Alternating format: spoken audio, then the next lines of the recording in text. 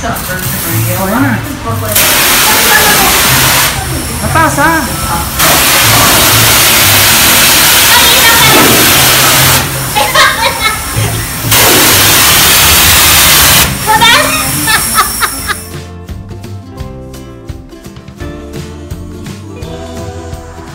Good morning. 10 ng umaga dito. Hindi talaga ako pang umaga. May allergy ako at medyo may konti akong hika, pero lalabas kami kasi naka-schedule ang aming lunch with my sister and brother-in-law. Tas dun pa yun sa Delta, yung malapit sa kanila. Kasi dito kami sa Richmond. So, punta na kami. Kasi 11 AM yon. Tapos, eto pinagdala akong balde ni husband. Sabi ko, ba't may dala kaming tinapay? May pupuntahan kami parang yung linisan ng sasakyan. Magpapahid-pahid daw siya doon. Ewan ko kung ano yun. Tingnan na lang natin mamaya. Tapos, mamayang hapon, pipick up ako ng order kung kakanin na masarap. Okay? Hindi na nga ako dapat masyadong nagaganon because of my sugar intake. Pero paminsan-minsan pa rin. Matigas ang ulo. Ayun, so go na kami. Ando na si husband sa malamig ang sasakyan. Nakalimutan kong kunin sa asawa ko yung susi para sana ma-start na at makapag-heater ako. Hinausap niya kasi yung landlord dahil nandito sa labas. Ayun, so kasi dito, kaya ito damit namin, malamig sa umaga, pero tapos yung madaling araw. Ito lang nga itong mga nakarang araw, dati kasi talagang lumamig na. Tapos tong week na to is mainit siya sa tanghali at sa hapon. Na syempre kung nasa Pilipinas kayo, malamig pa sa inyo yun. Kaya lang, kasi paiba-iba ang panahon, diba? Kaya marami nagkakasakit. Kami aalis na. Tatawagin ko na si husband para kami ay makago na. Watch nyo lang ha. Huwag kayo aalis ha.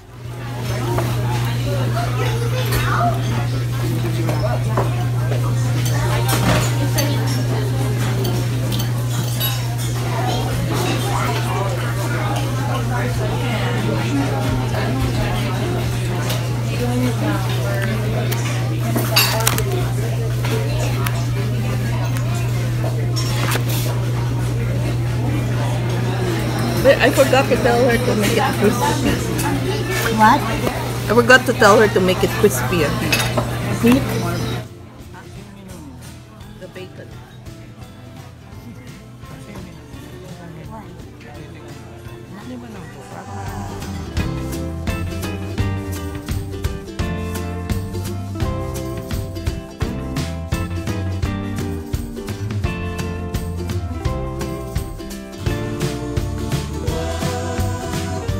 Tapos na kami kumain. So, eto, malapit lang dito yon yung Scott Road, 120 Street.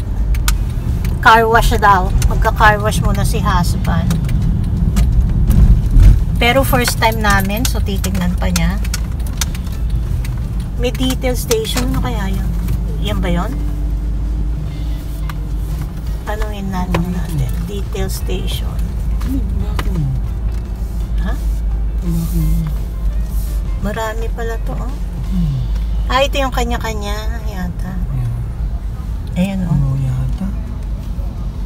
Kanya-kanyang linis. Nakalagay entrance exit eh. Nagbabak kami. Mali ang pasok namin. Oh, doon sa kabila nga. Malay ko, first time ko lang dito. Oops. Muntik pa.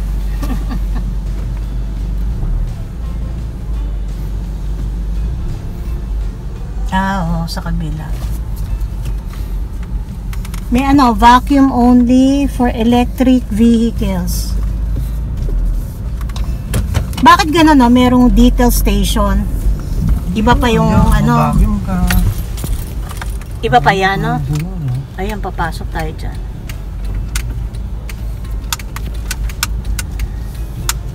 Oo. Ay, ano ko lang. Yan, no? Please May sabon din doon. read all the signs before start. Oh, no abusive language. Bawal magmura.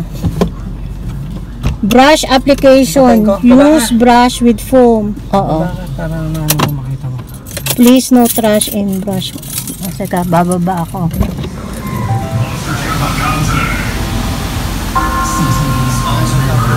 Coins ko.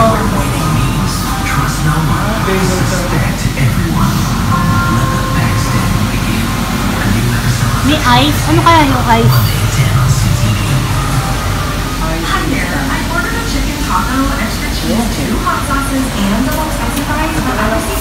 May naman credit card. Cash ka ba? Subuhan mo ng cash. Credit card talaga. $3 to start. Nabasa mo na ba lahat?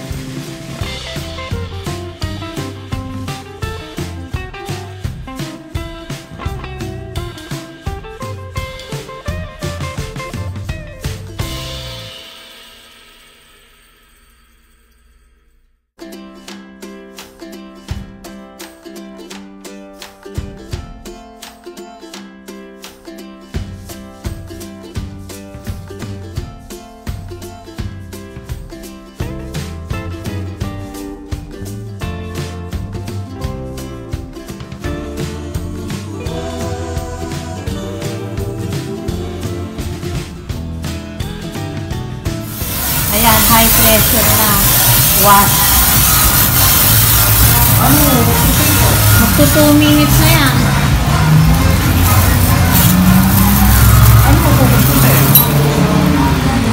Apply rinse pressure to entire vehicle. After nung tire cleaner niya, pre-soak na ng low pressure to entire vehicle.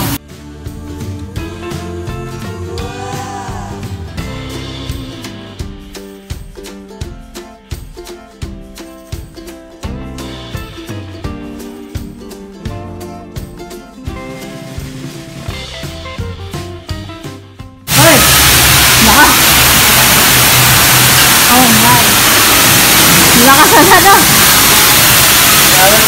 Ay, mababasa ako. Sarap maligo dyan.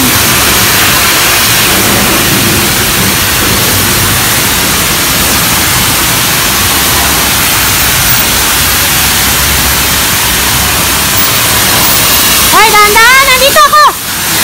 Ay! Sinama mo pa ako dito sa labas! Oh my God!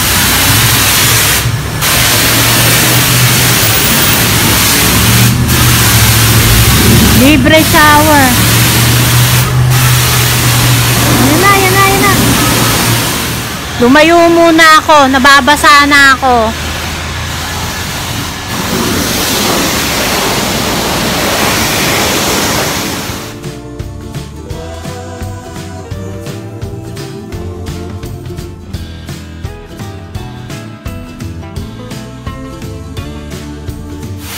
Pero parang walang space. Meron na.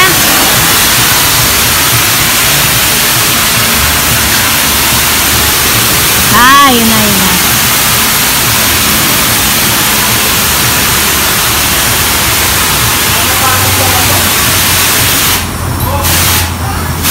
Napapagod na daw siya.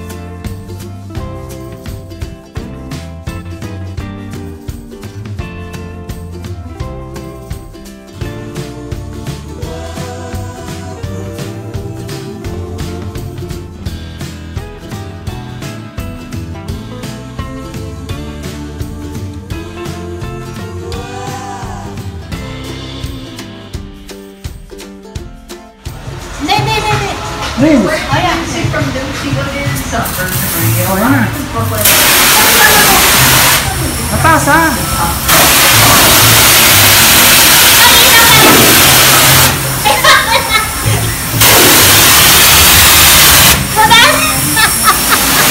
Hindi ko kinaya. Pero nakakatuwa. Kaya lang kasi baka mabasa ako eh. Ito naman yung pang electric vehicle. Vacuum para sa kanila. Ayoko na doon, nababasa ako. No?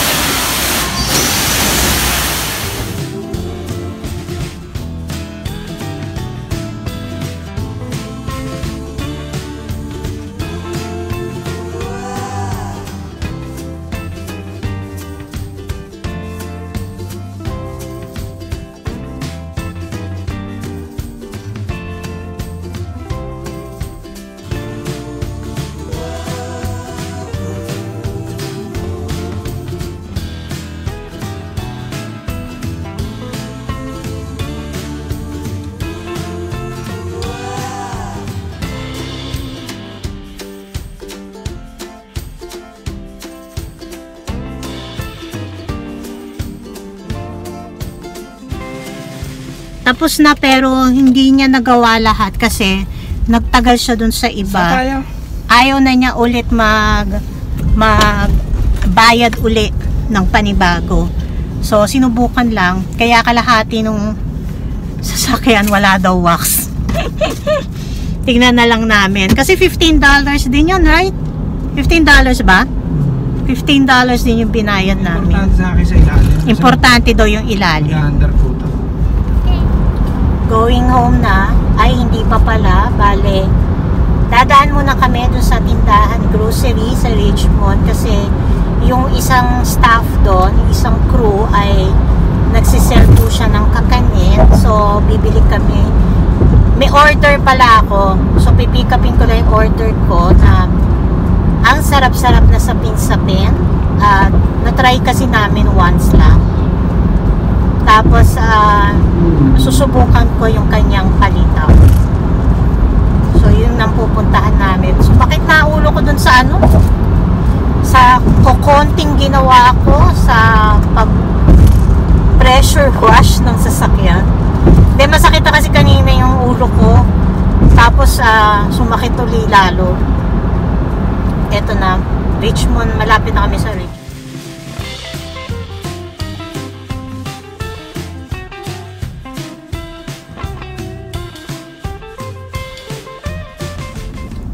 Nakuha na namin yung order ng sapin-sapin at palitaw. Ipapakita ko na lang sa inyo pagdating sa bahay.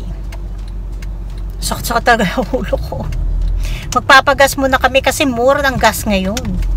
Bago umuwi, bumili muna ako ng Coco. Brown sugar, pearl milk tea. Teka, hanapin ko si husband at nawawala. Pala, pumasok na ako dito. Ay, di ka ba kumuha? Punta pala sa... Hindi ko alam kung saan ka nga. Baka hindi ayaw mo kumuha today. Kasi kukuha siya ng chicken feet ulit. I think it's here.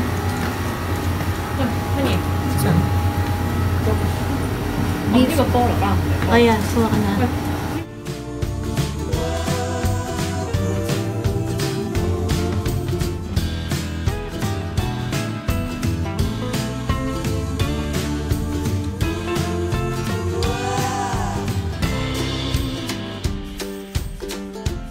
Ayan, bumili na kami ng aming, teka hindi kasya. Ito yung binili namin na chicken feet. So may 3 pa sa bahay, so 5 yan. Dadali namin kung saan kami pupunta. Secret. Tapos bumili na rin kami ng pop. Dadali namin sa Secret. So nasa bahay, dumating na. So, this is my leftover. Hindi ko nga rin kung makakain ko pa to kasi syempre baka ano na to, pancake and toast. Yung toast kaya-kaya ko pang kainin niya kasi i-toast ko lang ulit yan. French toast yun pala. Tapos, eto yung kakanin na nabili namin. Yan. Para sa palitaw. Tapos, ito naman yung amin na sapin-sapin. Ito yung sapin-sapin. Ito yung bud-bud niya. Tapos, ito yung for the palitaw. Masarap yan. Bili kayo niyan. Every Saturday lang yata to meron.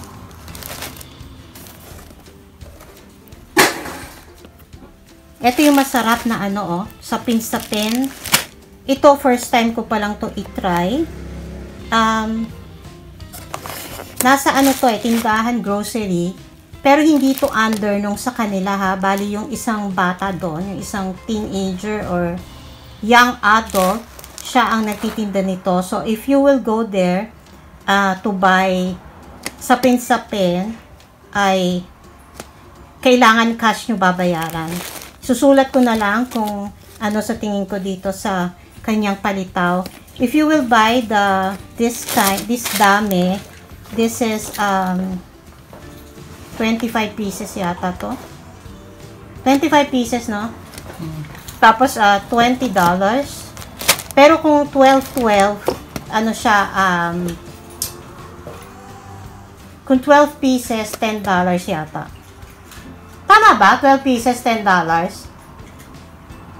Kasi ito, ano to either 12 o 10. Tapos itong lahat to 32. Ilalagay ko dito kung saan nyo siya pwedeng i-contact. Kung paano kayo mag-order. Ito naman ay galing sa aking sister. Unang-una ay ang kanyang muffin. Ginawa niya yan. Tapos, nagbe-bake na kasi yung sister ko. Tapos, pinagluto niya ako ng pansit kasi alam niyang hindi na ako magluluto this week. Bili-bili na lang kami kasi nga may pupuntahan kami ni husband. At syempre, meron ito na hindi ko na syempre pakikita sa inyo ang laman nito. Iyon. So, thank you to my sister. May pabaon pa sa akin. Salamat. And try ko na to guys kasi ang sarap-sarap. Papakita ko na sa inyo. Totoong-totoong palitaw to.